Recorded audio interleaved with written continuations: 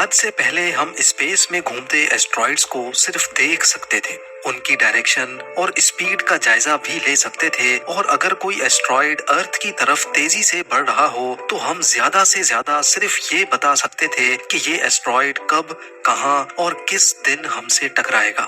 اس سے زیادہ ہمارے پاس کسی چیز کا بھی اختیار نہیں تھا۔ لیکن اب ہیومن ہسٹری میں پہلی بار ارتھ کو ایسٹرائڈ سے بچانے کا میکینزم پریکٹیکلی بنایا گیا ہے، اور ناسا نے اس میکینزم کا لائیو ایکسپیریمنٹ بھی پوری دنیا کو کر کے دکھایا۔ Oh my goodness. 8, 7, 6, 5, 4, 3, 2, 1. ناظرین، 6.5 کروڑ سال پہلے ماؤنٹ ایورسٹ کی سائز جتنا ایسٹرائڈ ہمارے پلینٹ سے ٹکرایا تھا۔ 10 کلومیٹر پھیلے ہوئے ایسٹرائڈ نے ارتھ کا پورا نقشہ ہی بدل ڈالا۔ یہ تباہی اتنی ہولناک تھی کہ اس نے پورے پلینٹ سے ڈائناسورز کا خاتمہ کر دیا۔ لیکن آج انسانوں کے پاس ایسی ٹیکنالوجی موجود ہے جس سے ارتھ کی طرف بڑھنے والے ایسٹرائڈز کا پہلے سے اندازہ لگایا جا سکتا ہے۔ یہ ٹیکنالوجی وقت کے ساتھ ساتھ ایڈوانس ہوتی جا رہی ہے، اور ہم زیادہ سے زیادہ دور ایسٹرائڈز کو بھی دیکھ سکتے ہیں۔ ناسا کے پاس فیوچر میں ارتھ کے قریب سے گزرنے والے 26,115 ایسٹرائڈز کی لسٹ موجود ہے۔ ان میں سے 16,420 ایسے ایسٹرائڈز ہیں جن کا سائز 100 میٹر سے بھی چھوٹا ہے۔ 8,807 ایسے ہیں جو 1 کلومیٹر تک پھیلے ہوئے ہیں، اور 888 ایسے ایسٹرائڈز ہیں جن کا سائز 1 کلومیٹر سے بھی زیادہ بڑا ہے۔ ویسے تو ان میں سے کوئی بھی ایسٹرائڈ سیدھا ارتھ کی طرف نہیں آ رہا، لیکن فیوچر میں ایسا بھی ہو سکتا ہے کہ وقت کے ساتھ ان میں سے کوئی ایسٹرائڈ اپنا پاتھ بدل لے اور سیدھا ارتھ سے آ کر ٹکرا جائے۔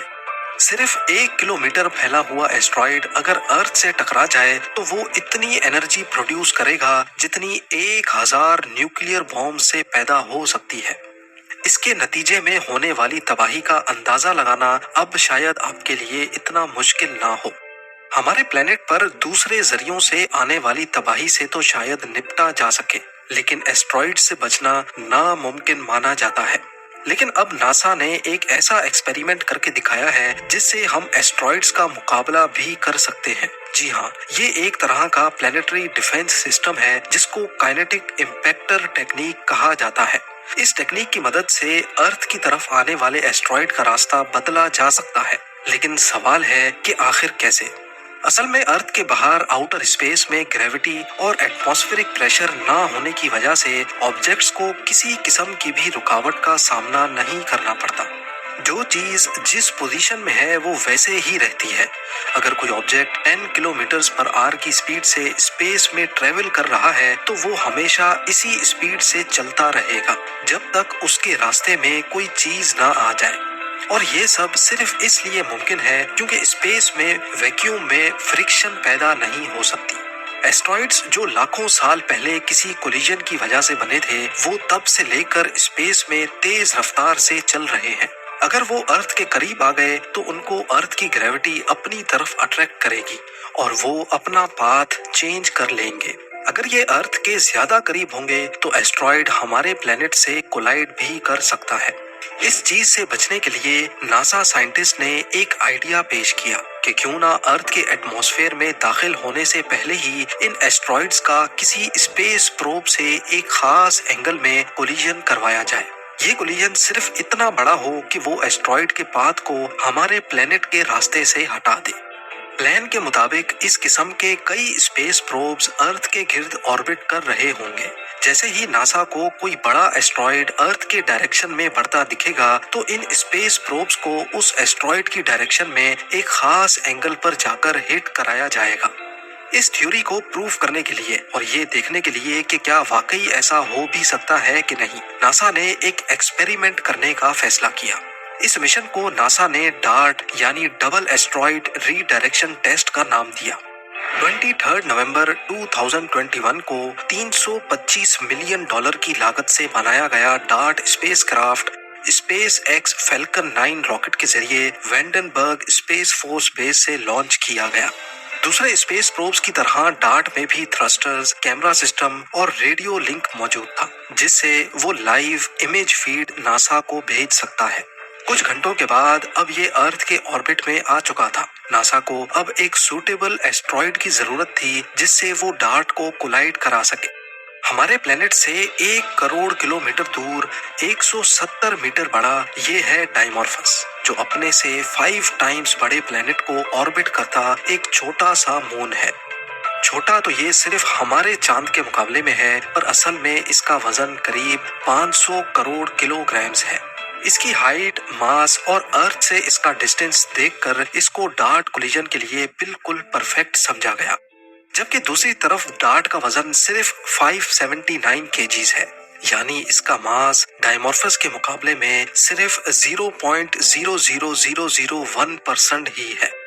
लेकिन जब बात हो रही हो स्पेस फिजिक्स की तो वजन से ज्यादा स्पीड मैटर करती है। जी हाँ, नासा साइंटिस्ट ने कॉम्प्लेक्स कैलकुलेशंस की मदद से ये नतीजा निकाला कि अगर डार्ट को 23,000 किलोमीटर पर आवर की स्पीड से हिट किया गया तो डाइमॉर्फस की डायरेक्शन में 1% बदलाव आ सकता है। ये तमाम कैलकुलेशंस करने के बाद डार्ट को अर्थ के ऑर्बिट से निकालकर उसकी डायरेक्शन 1 करोड़ किलोमीटर दूर डाइमॉर्फस की तरफ कर दी गई। कई महीनों के सफर के बाद 26 सितंबर 2022 को जब कोलिजन में सिर्फ चंद घंटे बचे थे तो नासा ने डार्ट पर लगे कैमरा से कोलिजन की फुटेज को लाइव कर दिया। फुटेज में देखा जा सकता है कि 23,000 किलोमीटर फी घंटा की रफ्तार से बढ़ता हुआ डार्ट पहले उस छोटे प्लेनेट को क्रॉस करता है जिसके गिर्द डाइमॉर्फस ऑर्बिट कर रहा है। उसके बाद वो सीधा बढ़ता हुआ 2 फुटबॉल फील्ड्स जितने बड़े एस्ट्रॉइड में जा लगता है। ये डार्ट से रिसीव होने वाले डाइमॉर्फस की आखिरी फोटो है, जिसके बाद नासा का डार्ट से कनेक्शन हमेशा हमेशा के लिए टूट गया। ये कोलिजन तमाम नासा साइंटिस्ट के लिए भरपूर खुशी का लम्हा था। हिस्ट्री में पहली बार प्लेनेटरी डिफेंस सिस्टम का एक्सपेरिमेंट कामयाब हो चुका था।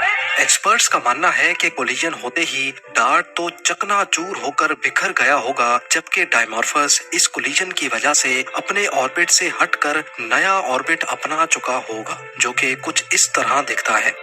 नासा के इस मिशन का एक्यूरेट रिजल्ट 2-4 हफ्तों में आएगा, जिसमें मालूम पड़ सकेगा कि वाकई स्पेसक्राफ्ट सिर्फ अपनी स्पीड की वजह से अपने से 1 करोड़ गुना वजनी एस्ट्रॉइड की डायरेक्शन चेंज कर सकता है कि नहीं।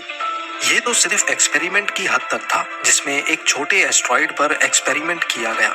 लेकिन असल सवाल ये है कि क्या 10 किलोमीटर फैले हुए एस्ट्रॉइड पर भी यही फॉर्मूला अप्लाई होगा कि नहीं। क्या हम ये भूल चुके हैं कि दुनिया पर सबसे बड़ा ब्रैडफोर्ड इम्पैक्ट क्रेटर 300 किलोमीटर तक फैला हुआ है। जो एस्ट्रॉइड 300 किलोमीटर बड़ा क्रेटर बना सकता है, क्या हम उससे मुकाबला कर पाएंगे या नहीं। इस बारे में आपकी क्या राय है, मुझे कमेंट सेक्शन में जरूर बताइएगा।